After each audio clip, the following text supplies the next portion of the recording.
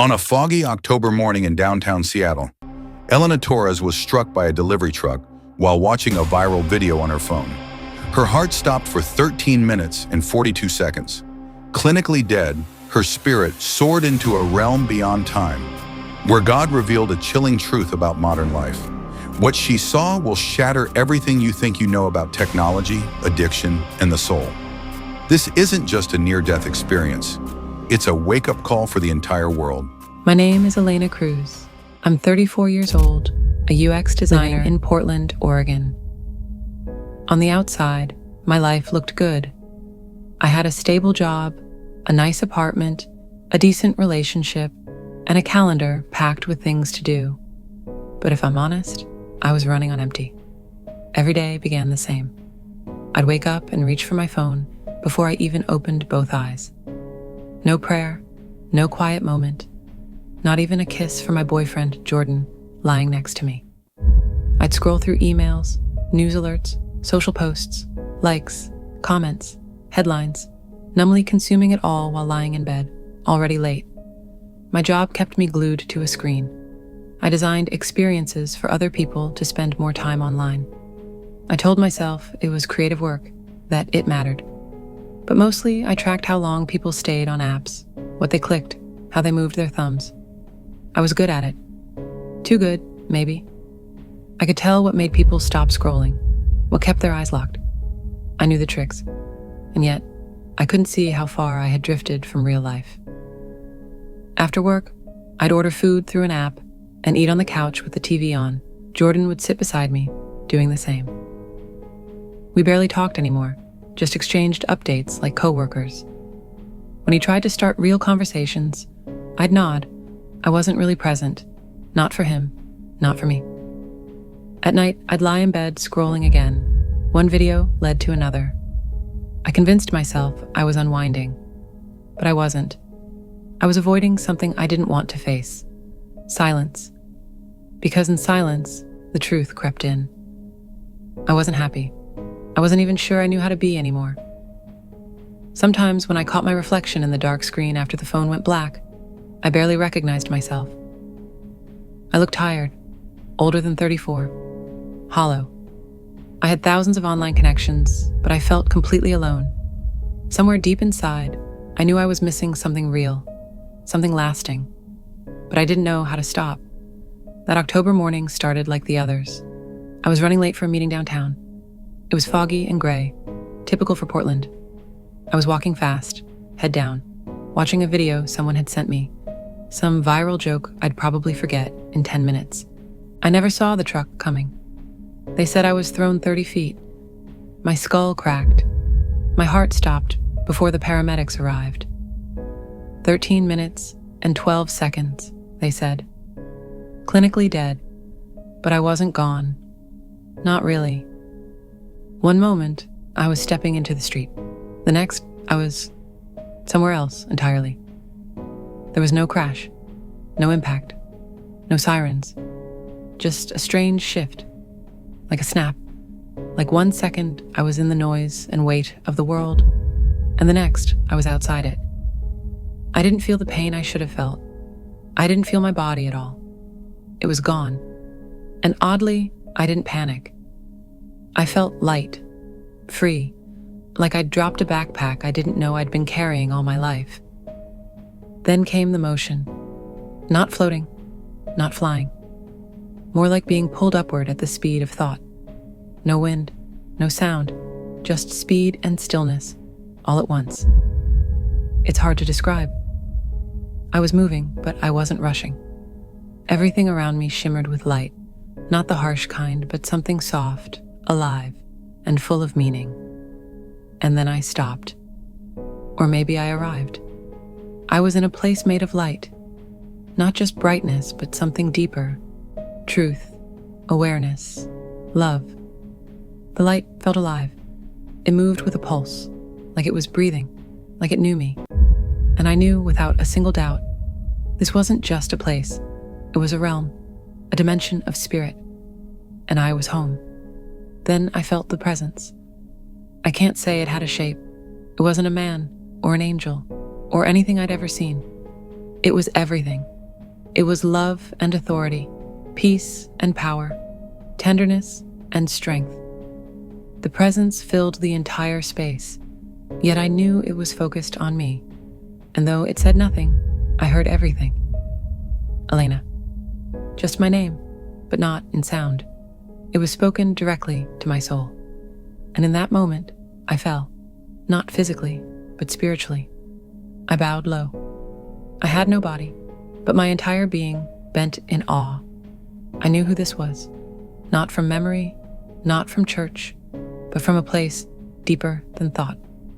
I knew this was God, not a God made by humans, not the version I'd picked apart online or questioned in debates.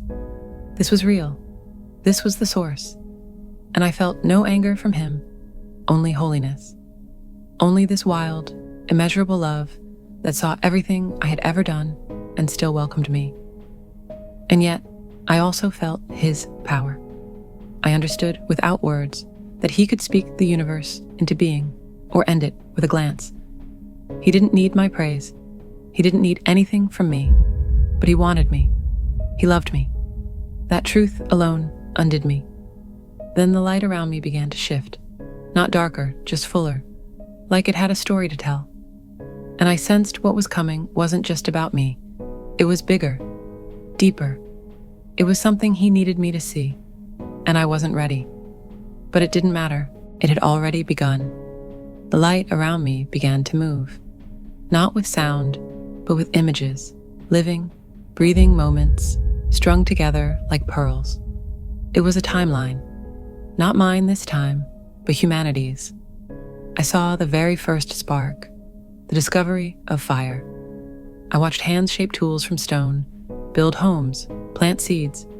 Inventions flowed like rivers, the wheel, writing, ships, printing presses.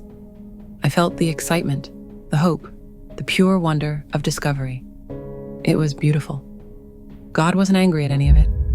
In fact, I could sense his joy in what we had created, the way a parent watches a child learn and grow. These were gifts, creativity sparked by the divine.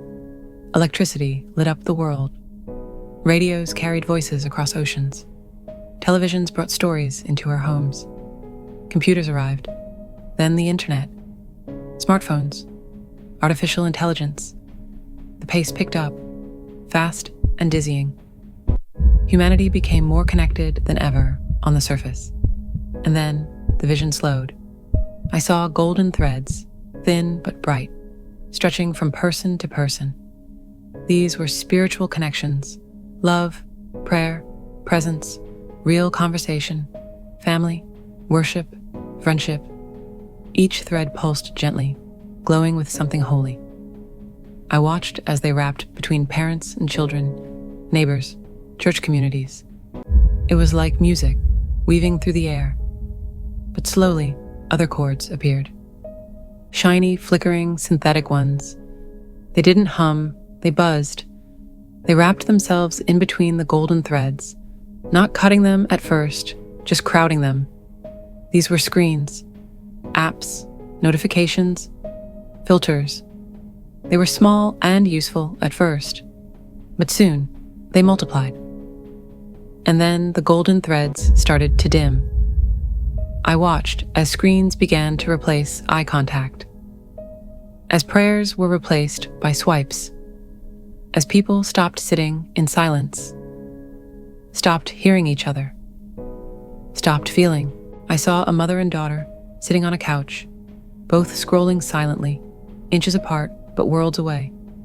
I saw a married couple in bed, backs turned, eyes on separate phones, not speaking for days. I saw children with tears in their eyes, begging their parents for attention, tugging on sleeves, ignored as the adults laughed at something online.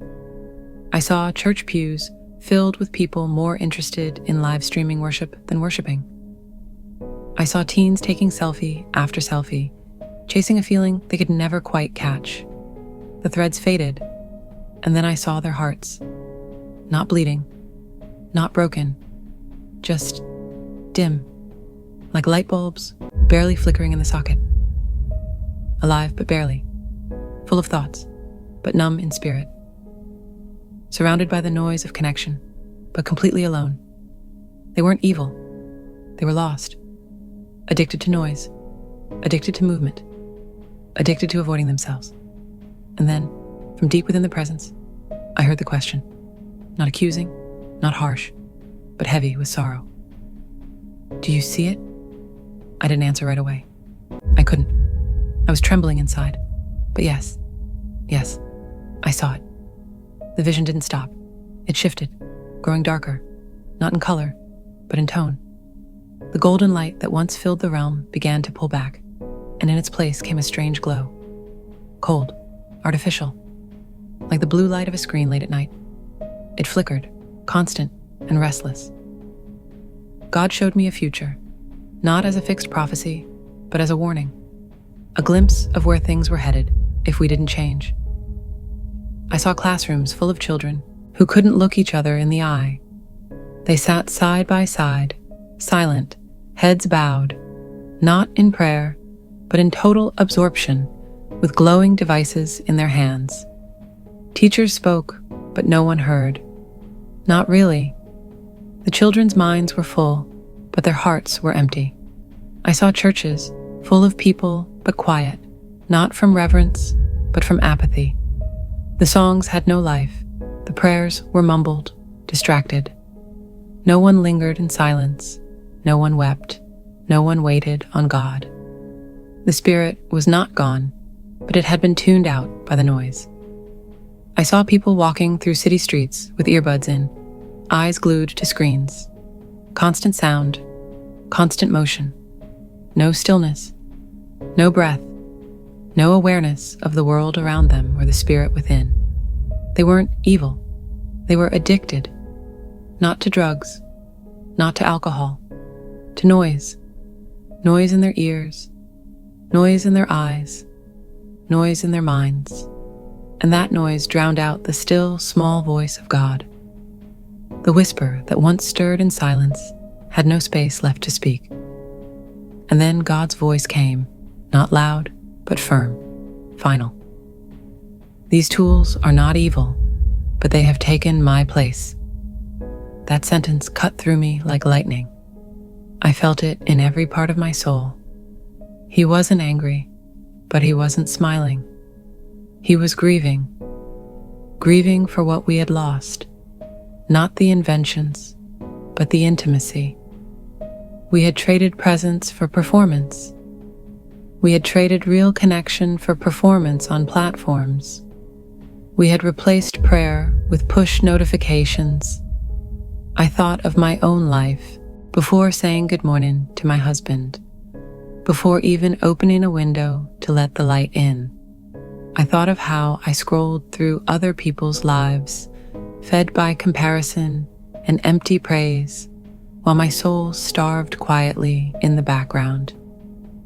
I thought of all the moments I missed, the real, sacred moments, because I was too busy curating, performing, watching a life instead of living one. And then it broke me. I fell to my knees, not with a body, but with my soul. And I wept, not because God was condemning me, but because I saw the truth. And it hurt. I had let something else sit on the throne of my heart, and I hadn't even noticed.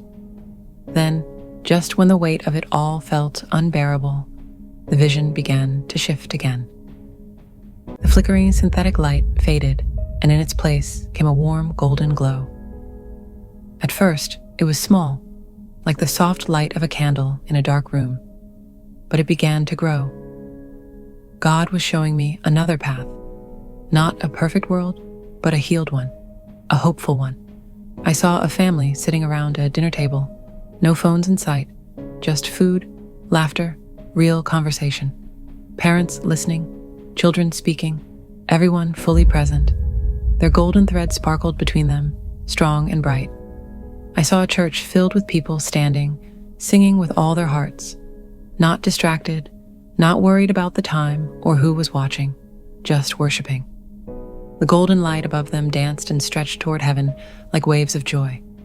I saw teenagers writing in journals instead of scrolling. I saw them praying, honest, raw prayers.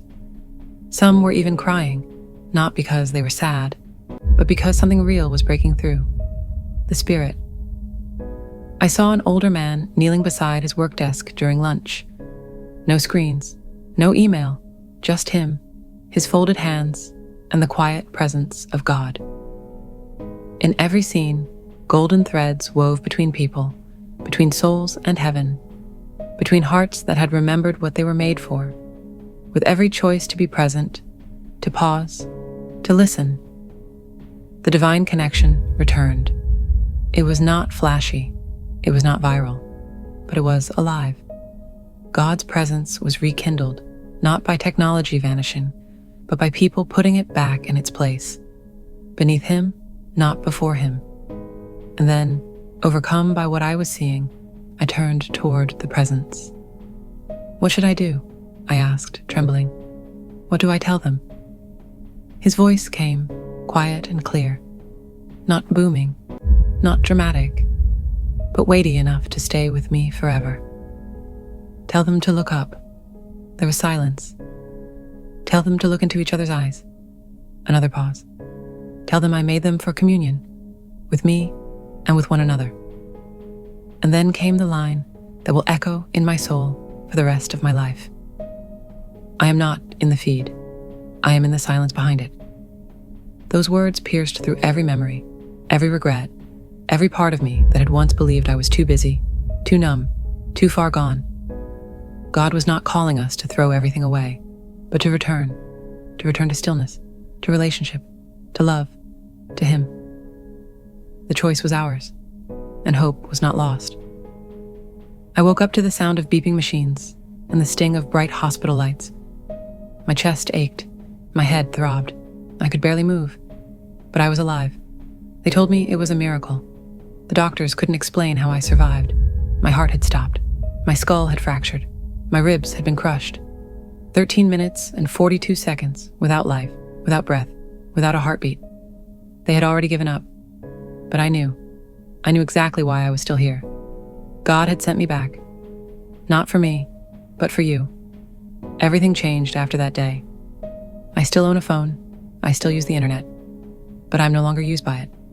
Now, I start every morning in silence. No screens, no distractions. Just me, my breath, and the voice I never want to lose again. I light a candle and sit in stillness, even if it's just 10 minutes. That space belongs to God now. I began to speak. At churches, youth groups, conferences. I didn't come with a sermon. I came with a warning, a testimony, a message. I called it digital spiritual discipline, helping others make space again, for God, for people, for their own souls. I met teenagers who had never gone a single day without their phone. Parents who confessed they didn't know how to connect with their kids anymore. Pastors who admitted that silence felt foreign now. I told them all the same thing. Put the phone down. Look up. Let your soul breathe. I carry the shattered shell of the phone I had the day of the accident. I keep it as a reminder, not of fear, but of freedom. It reminds me that I almost traded eternity for a screen, that I almost missed the voice of God because I was too busy scrolling through noise. If you're reading this, please don't wait for an accident. Don't wait for a loss or a breakdown to realize how far you've drifted. You were not made to scroll through life. You were made to live it. You were not created to compare your soul to filtered images. You were created to be known, to be loved, to be present, to hear the divine whisper again. And that whisper is still there, still calling, still waiting, still speaking, but you must quiet the world to hear Him.